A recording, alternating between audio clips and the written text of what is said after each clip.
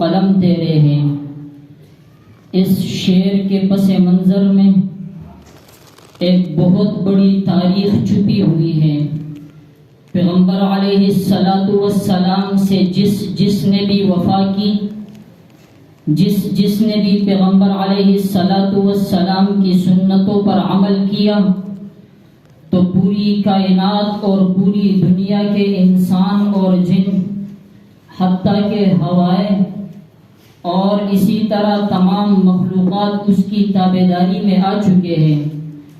چنانچہ آپ تاریخ کی کتابیں اٹھا کر دیکھیں، صحابہ کرام وہ عظیم جماعت ہے جس نے پیغمبر علیہ السلام سے حقیقی عشق کیا تھا، جس نے پیغمبر علیہ السلام سے حقیقی محبت کی تھی، جنہوں نے پیغمبر علیہ السلام کو اپنا قائد، رہبر اور رہنما مانا تھا۔ تو پھر کیا ہوا؟ یہی صحابہ کرام جب مکہ اور مدینہ کی گلیوں سے نکل کر افریقہ کے جنگلات میں پہنچتے ہیں تو وہاں جانور بھی ان کی تابعداری کرتے ہوئے نظر آتے ہیں۔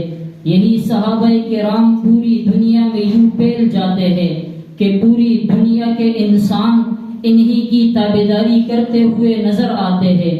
پوری دنیا کی سرزمین صحابہ کرام کے قدموں کے تلے روندی جاتی ہے۔ یہی وہ صحابہ کرام تھے جنہوں نے پیغمبر علیہ السلام سے وفا کی تو پھر قیصر و کسریٰ کے زر اور جواہرات، سونا اور چاندی انہی صحابہ کرام کے قدموں میں پڑے ہوئے نظر آتے ہیں۔ وہ حضرت عمر فاروق رضی اللہ تعالی عنہ کہ بچپن میں جس کو بکریاں اور اونٹ چرایا نہیں کرتے تھے، جس کو اونٹ چرانا نہیں آتا تھا، وہ حضرت عمر فاروق جب پیغمبر علیہ السلام کا کلمہ پڑھتا ہے، پیغمبر علیہ السلام سے حقیقی وفا کرتا ہے، حقیقی عشق کرتا ہے، حقیقی محبت کرتا ہے، تو پھر عناصر اربعہ، آگ، پانی، مٹی اور ہوا، یہ چاروں حضرت عمر رضی اللہ تعالی عنہ کی تابعداری کرتے ہوئے نظر آتے ہیں۔ وہ دریائے نیل، تاریخ کی کتابوں میں لکھا ہوا ہے کہ جب دریائے نیل خشک ہوتا تھا تو ہر سال اس میں ایک لڑکی کو دلہن بنا کر اس کا خون بہایا جاتا تھا، پھر دریائے نیل روا ہوتا تھا۔ لیکن جب حضرت عمر کے زمانے میں وہ دریائے نیل خشک ہوتا ہے تو حضرت عمر نے چونکہ پیغمبر علیہ السلام سے وفا کی تھی، حضرت عمر خط لکھتا ہے اس دریا کو اور کہتا ہے کہ یہ دریا کے زمین کے نیچے دبا دو، دریا کی مٹی کے نیچے اس کو دبا دو۔ اس خط میں حضرت عمر فاروق لکھتا ہے اگر تو خدا کے حکم سے چلتا ہے تو پھر چل، اگر خدا کے حکم سے نہیں چلتا تو عمر کو تیری ضرورت نہیں، عمر کہیں اور سے پانی کا بندوبست کر دے گا۔ وہ خط زمین میں دفناتے ہی یہ پانی حضرت عمر کے تابع ہو کر ایسے چل پڑتی ہے کہ آج تک وہ دریائے نیل دوبارہ کبھی خشک نہیں ہوا۔ مدینہ منورہ کی سرزمین میں جب زلزلہ آتا ہے تو حضرت عمر اپنا در زمین پر مار کر مدینہ کی سرزمین کو کہتا ہے کہ تم جا۔ وہ زمین حضرت عمر کی تابعداری کرتے ہوئے تم جاتی ہے، زلزلہ ختم ہو جاتا ہے۔ اسی طرح ایک لشکر حضرت عمر فاروق نے لڑائی کے لیے روانہ کیا تھا۔ وہ لشکر جب سنگلاخ وادیوں کی پہاڑیوں میں پہنچتا ہے تو یہاں حضرت عمر جمعے کا خطبہ دے رہے ہیں۔ حضرت عمر کو اللہ تبارک و تعالی نے دکھلا دیا کہ اس لشکر کے پیچھے سے ایک فوج حملہ کرنے والی ہے۔ منبر رسول سے حضرت عمر آواز دیتے ہیں یا ساریۃ الجبل، اے ساریہ پہاڑ کی طرف متوجہ ہو جا۔ وہ ساریہ امیر لشکر پہاڑ کی طرف متوجہ ہوتا ہے تو وہ اس فوج کو بھگا دیتا ہے اور اس فوج پر فتح یاب ہو جاتا ہے۔ یہ ہوائیں حضرت عمر کے تابعداری کرتے ہوئے نظر آتی ہے۔ کیوں؟ اس لیے کہ حضرت عمر نے پیغمبر علیہ السلام سے وفا کی تھی۔ مدینہ کی سرزمین میں آگ لگتی ہے تو حضرت عمر اپنی چادر سے آگ کو یوں بھگاتا ہے جیسے بکریاں چرانے والا بکریوں کو بھگاتا ہے۔ یہ آگ بھی حضرت عمر کی تابعداری کرتے ہوئے نظر آتی ہے۔ انہی تمام واقعات کو دیکھ کر اسی لیے تو علامہ اقبال نے فرمایا کہ محمد سے وفا تو نے تو ہم تیرے ہیں، یہ جہاں چیز ہے کیا لوح و قلم تیرے ہے. ماشاء اللہ. سامعین محترم،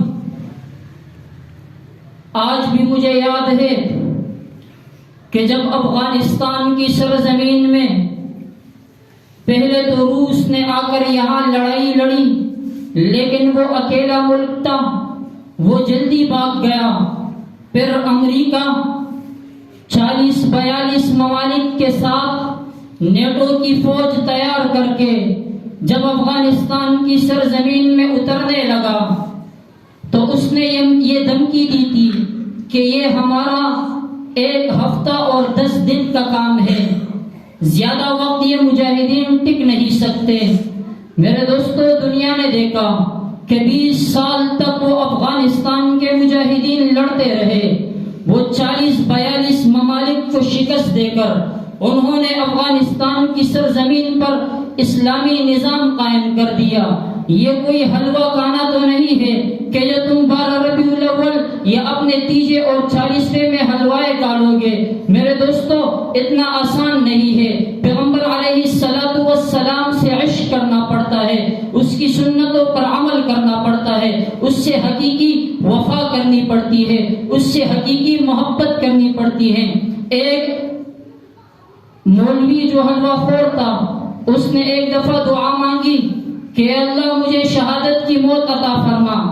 تو میرے دوستو، پاس بیٹھے ہوئے ایک شخص نے کہا کہ مولانا صاحب، جہاد پر تو آپ جاتے نہیں اور حلوہ کی پلیٹ میں کوئی بم رکھتا نہیں، لہذا آپ کی یہ شہادت کی دعا کبھی بھی قبول نہیں ہو سکتی. ہاں، مجھے یاد ہے افغانستان کی سرزمین میں وہ دشت لیلا کی صحرائیں آج بھی مجھے یاد ہے، جہاں امریکہ کی فوجیوں نے طالبان اور مجاہدین کو کنٹینروں میں بند کر کے وہاں ان کے خون کی ندیاں بہائی تھی.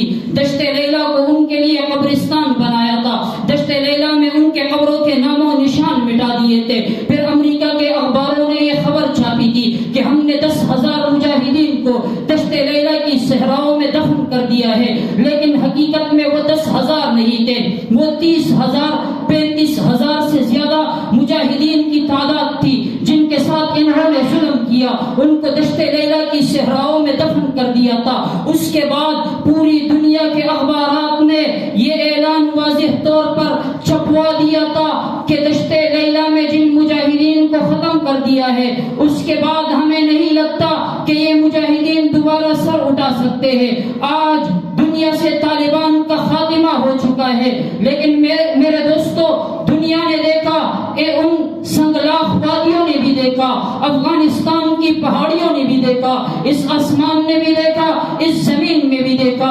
وہ طالبان دوبارہ اٹھے، اگرچہ انہیں دشت لیلا میں دفن کر دیا تھا، لیکن ان کا نام مٹا نہیں. وہ طالبان اسی طرح اٹھے، وہ طالبان اسی طرح میدان میں آئے، وہ مجاہدین اسی طرح میدان کارزار میں تشریف لائے. ان کے پاس پھر بھی اسلحہ نہیں تھا، ان کے پاس پھر بھی فوج نہیں تھی، ان کے پاس جو تھا وہ محمد کی وفا کی طاقت تھی، وہ محمد کے عشق کی طاقت تھی، وہ محمد کے محبت کی طاقت تھی. 20 سال لڑائی کر کے امریکہ کو گھٹنے ٹیکنے پر مجبور کر دیا. بالآخر امریکہ کو شکست ہوئی. آج وہ شکست کو مذاکرات کا نام دیتا ہے. یہ مذاکرات نہیں، یہ 40-42 ممالک کی شکست ہے جو میرے پیغمبر کے صدقے افغانستان کی سرزمین کو، افغانستان کے مجاہدین کو حاصل ہوئی ہے، جو میرے پیغمبر کے وفا کے صدقے افغانستان کے مجاہدین نے حاصل کی ہے. اسی لیے تو علامہ اقبال فرماتا ہے کہ محمد سے وفا تو نے